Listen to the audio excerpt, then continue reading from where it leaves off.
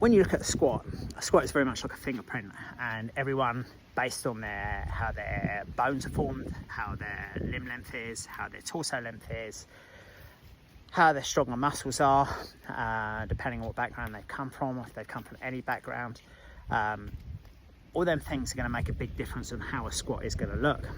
Do they keep their feet straight? Do they turn their feet out? Do they push their knees out? Do they keep their knees straight? Should you know, what would happen naturally if someone was to just squat without you telling them what to do? And a lot of the time I'm seeing people trying to push a kind of a round peg into a square hole, trying to get someone to do what their body's not designed to do.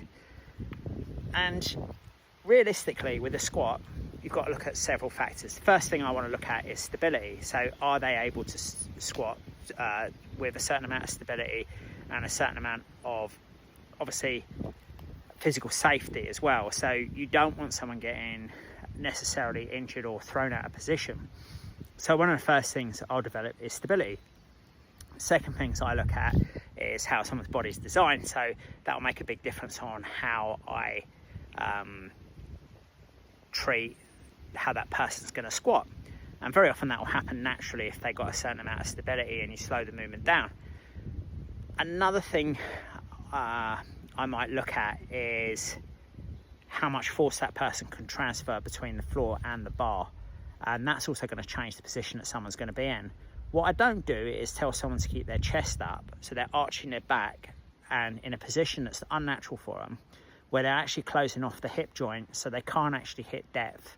Their knees are coming forward and someone's shouting at them, you've got no ankle mobility, when actually the ankle mobility isn't the issue at that point. The ankle mobility is probably actually all right for whatever they need the squat for.